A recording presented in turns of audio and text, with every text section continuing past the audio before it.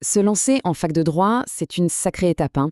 C'est super excitant, mais il faut bien le dire, ça peut aussi être un peu intimidant. C'est un monde tout nouveau qui s'ouvre. Et justement, ici, on va décortiquer ensemble les clés pour s'y retrouver et surtout pour réussir dès le premier jour. Parce que oui, c'est un univers absolument fascinant qui attend les nouveaux étudiants. Pensez-y, la logique implacable du raisonnement, l'histoire qui a sculpté nos lois, les grands débats de société, c'est un terrain de jeu intellectuel immense qui s'offre à celles et ceux qui osent s'y aventurer. En même temps, ce nouvel univers, il a ses propres codes, son propre langage même. C'est donc tout à fait normal de se sentir un peu déboussolé au début. Les exigences sont complètement différentes de ce qu'on a connu avant, au lycée par exemple. Allez, on plonge dans le vif du sujet. On va décortiquer ensemble 3 erreurs, mais alors 3 erreurs très classiques qui peuvent vraiment ralentir la progression, même des plus motivés. Et bien sûr, on va voir comment les éviter pour mettre toutes les chances de son côté.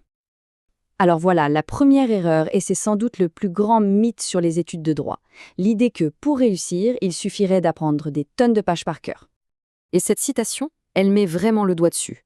Bien sûr que la mémoire c'est utile, personne ne dit le contraire, mais ce n'est qu'un outil, le vrai but du jeu il est ailleurs. Ce tableau, il illustre parfaitement. D'un côté, on a la récitation pure, c'est un savoir fragile, très théorique, et soyons francs, difficile à retenir.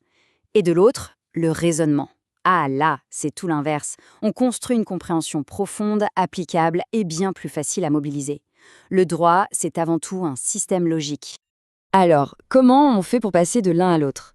Eh bien, c'est assez simple en fait. Il faut s'approprier les choses, essayer de reformuler avec ses propres mots, se demander pourquoi cette règle existe, et surtout, regarder comment elle vit dans des cas concrets. C'est ça la vraie clé. Cette analogie, elle est juste parfaite. On peut bien connaître toutes ces gammes, mais si on ne comprend pas la mélodie, on ne jouera jamais vraiment de musique. Eh bien, en droit, c'est la même chose.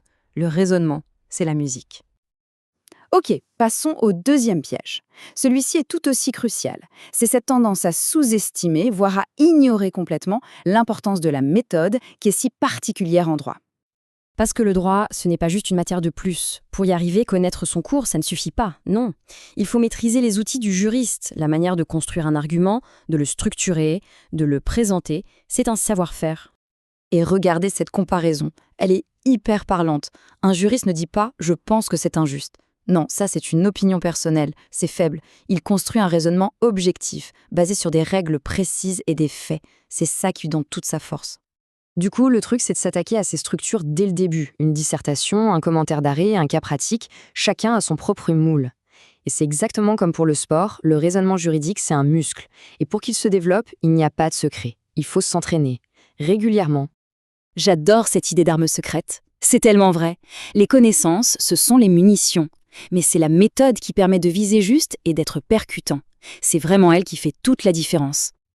Allez, on aborde la troisième et dernière erreur. Ce piège qui consiste à rester la tête dans le guidon, enfermé dans ses notes de cours, en pensant que ça va suffire. Parce que le droit, ce n'est pas un bloc de marbre immuable, c'est une matière vivante. Elle respire au rythme de la société, elle change avec les nouvelles lois, les réformes, les grandes décisions de justice. Ça bouge tout le temps. Et donc, sortir de ces notes, ça a des bénéfices énormes. Regardez un peu, on se forge une vraie culture juridique, on apprend du vocabulaire et surtout, on développe une pensée autonome. C'est un avantage absolument décisif, à l'écrit comme à l'oral. Et cultiver cette curiosité, ce n'est pas si compliqué. Il suffit de prendre quelques petites habitudes.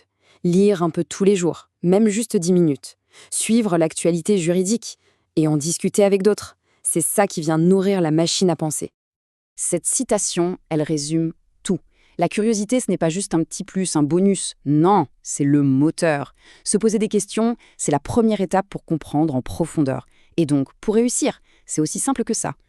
En conclusion, on voit bien que le but ultime de ces études, ce n'est pas juste de valider des matières et d'avoir un diplôme. C'est quelque chose de bien plus profond, c'est d'acquérir une toute nouvelle façon de penser. Pour résumer, le chemin de la réussite, il tient sur ces 3 piliers. D'abord, comprendre la logique du droit, pas juste réciter. Ensuite, structurer sa pensée avec une méthode rigoureuse. Et enfin, analyser le monde avec un œil curieux et critique. Et c'est pour ça que les études de droit sont si formatrices.